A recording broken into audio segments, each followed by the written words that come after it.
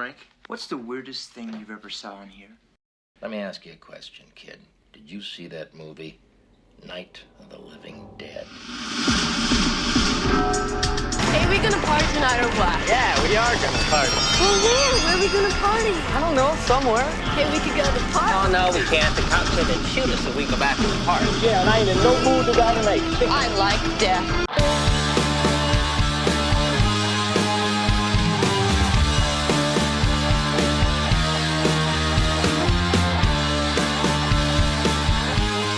Welcome, ghouls, to minute 45 of Do You Want to Party, the Movies by Minute podcast of the 1985 groundbreaking horror classic, The Return of the Living Dead. I'm your host, Troy, and due to unforeseen circumstances, due to scheduling errors, I am doing a solo episode. I will try and keep this as brief as possible so that it won't be too much of a torture not to be able to hear banter with one of my other special guest hosts. So this particular minute is going to start with the driver getting taken out and Casey and Chuck running for office. We start in the middle of an attack. The driver of the ambulance stares at the creature that has just thrown open the passenger side door and dives in. The paramedic screams a bloody murder and tries escaping as the new occupant almost makes the full distance of the inside of the cab. However, several hands quickly descend upon him, his bright yellow raincoat-covered body being dragged down by a mob of monsters suddenly outside his door. In the back of the ambulance, his partner, who was prepping the stretchers for the accommodations to transport of the two sick men from the mortuary, hears a sound from outside. His face, lit by the light coming in through a water-pelted window, glances over his shoulder. He asks and calls out for his partner's name. Jerry? Dramatic piano music accompanies the shot. Curious, he turns himself around and proceeds to exit the back of the vehicle, both doors completely open. As he steps out and onto the ground, he straightens up and proceeds to round the open back door on the driver's side. His head held down until he comes face to face with a hideous mud-coated walking corpse. Its face the traditional hollowed-out eyes, exaggerated cheekbones and brow, the flesh of his bottom lip looking to be torn and hanging from its usual place. The paramedic gives a startled yelp as he looks at the being and starts to back away. The corpse steps forward, matching his steps. Rain pelting on the paramedic's yellow jacket after two steps, he decides to turn and bolt away, to run into the open arms of another mud-coated creature. He screams and temporarily pulls slightly free, only to be swarmed by a pack crying out for food as he is also dragged down, like his partner.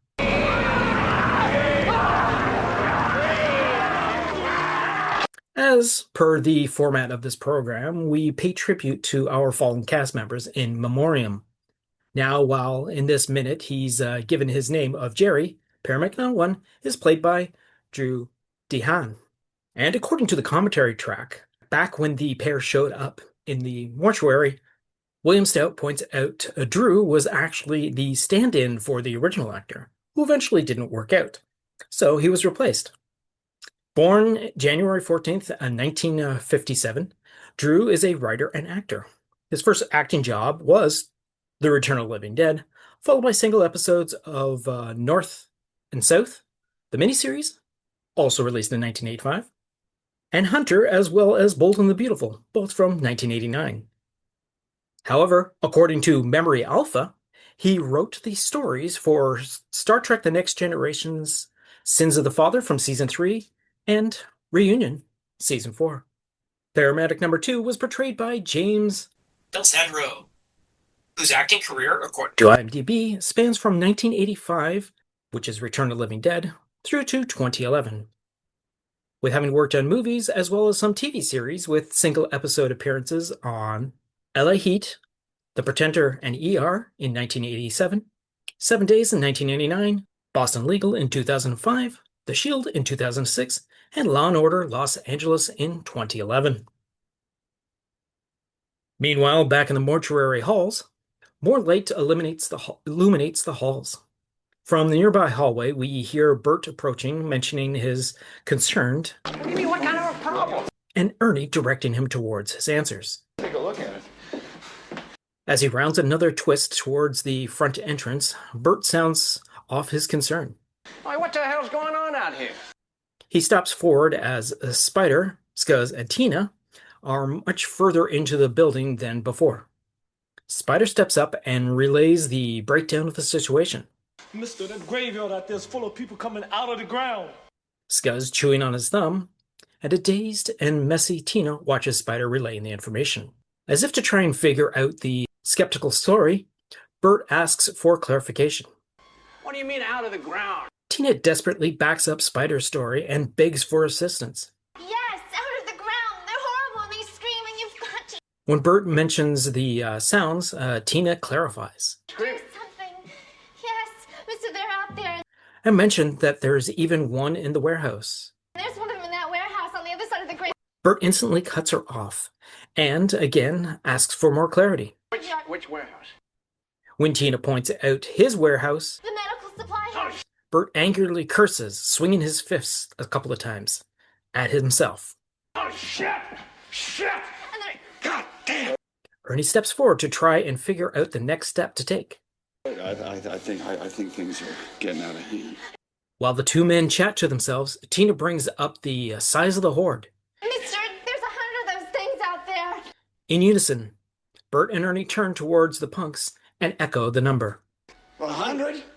In the warehouse, locked inside, Casey, panic-driven, states what they should do as Chuck stares at the door they just closed. The cops! We gotta call the cops!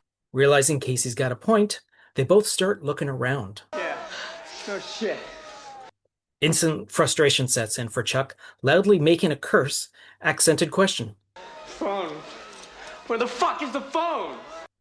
Casey's eyes look at what should be the likely place.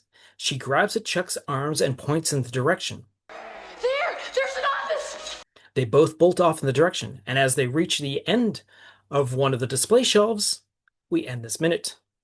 Over on the commentary track with director-writer Dan O'Bannon and production designer William Stout, Dan O'Bannon states that by talking about the pacing, which is a tad left over from the previous minute.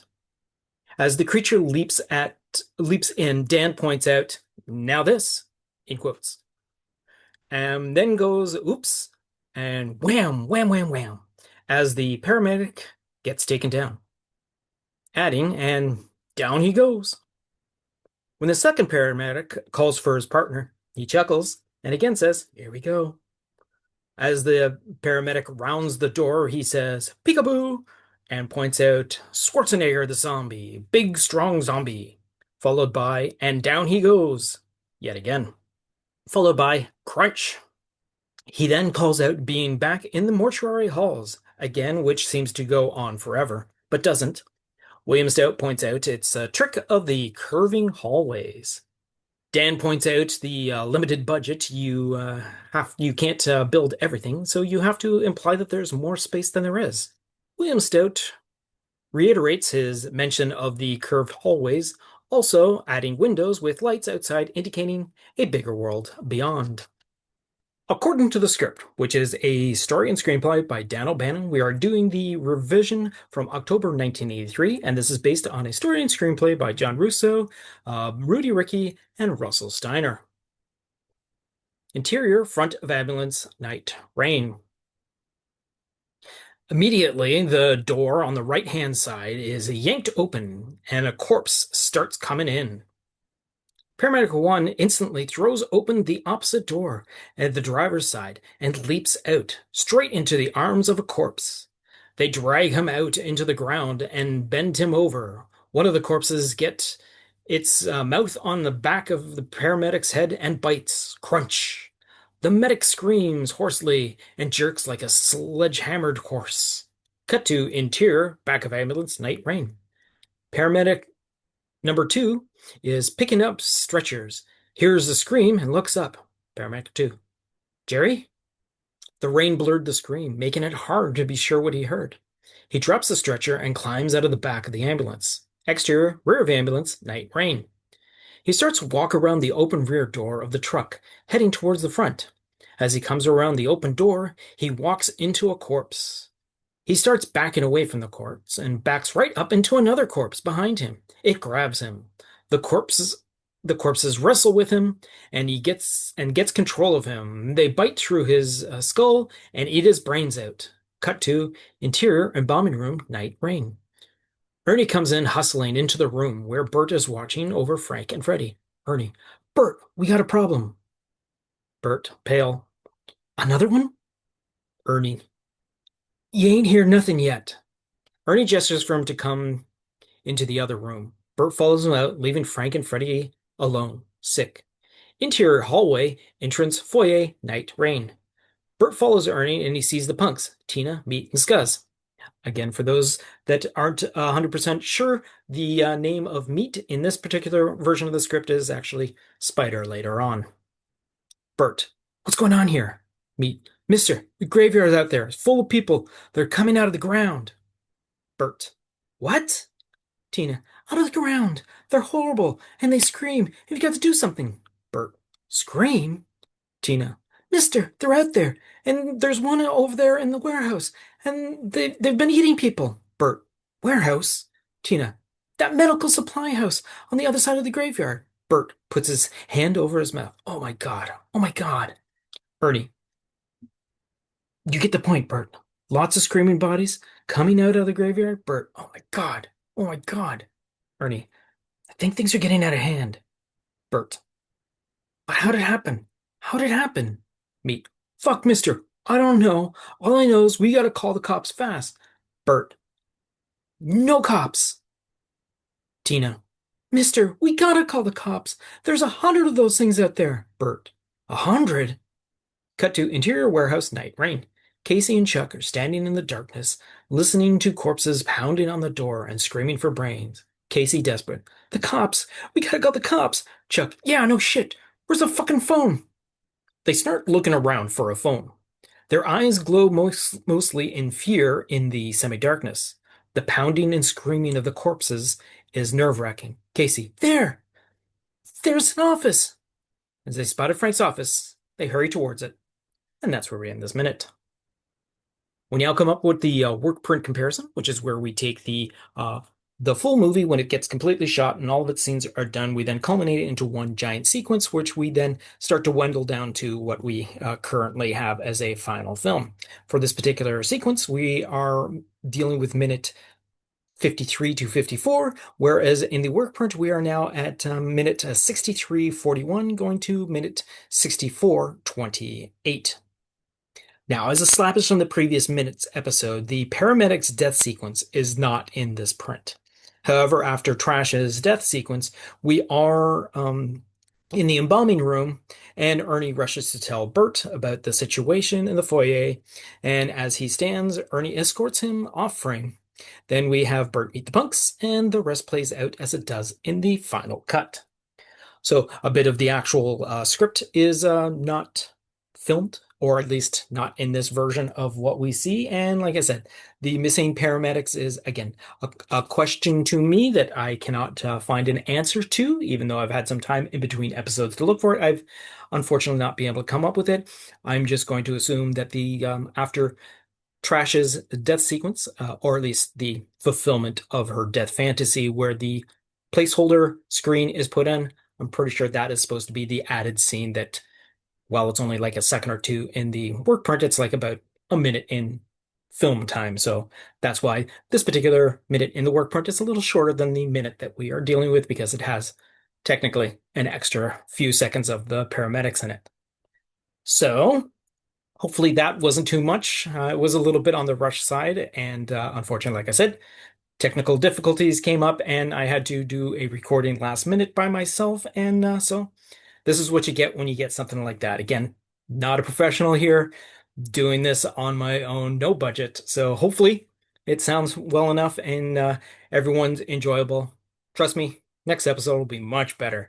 And so that being said, I want to thank you, audience, for joining me here on this particular, and I say it every single time, I'm glad that you guys are here.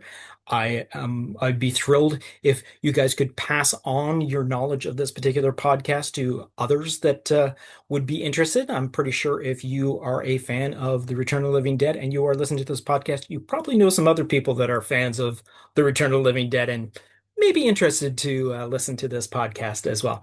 Again, tell them first couple of episodes, a little bit on the rocky side, but once we get into like the double digits, we're fine. We're fine. Again, we are still looking forward to our August 16th recording of the special episode of this particular podcast, followed by an actual in-theater showing of The Return of the Living Dead on the 40th anniversary, which is this August 16th, like I mentioned. We're just looking for some donations to help us with the funding to be able to rent the theater for the time that we need it for. Go to the show notes for our Ko-Fi link, which would be Planet Geek Pod, if you want to do it that way. And hopefully we can get the ball running sooner than later, because we are coming down to the end of it, and we're hoping that we can get a little bit of more funding than what we are currently at. So I want to thank you in advance if you definitely do that. If not, don't worry about it. There will still be something that we will be doing for the special anniversary if this falls through. But again, not going to be as spectacular as actually being in a movie theater watching the actual movie with a group of people. But anyways, that being said, I want to thank you once again, audience. I got nothing else to say except for see you next Wednesday. You've just been listening to a Planet Geek production of Do You Want to Party? A Movies by Minute podcast of the 1985 The Return of the Living Dead. Please be sure to subscribe, download, comment, share, rate, and review. Be sure to follow us on our social media platforms: Facebook, YouTube, TikTok, Tumblr, or Letterboxd. Search for Planet Geek Productions. X, former Twitter, Instagram, and Blue Sky, search for Planet Geek Pod. Or send us an email to planetgeekpod@gmail.com. Our closing music is provided by Night Chill. See the show notes for more details. Once again, thanks for tuning in, and farewell, fiends.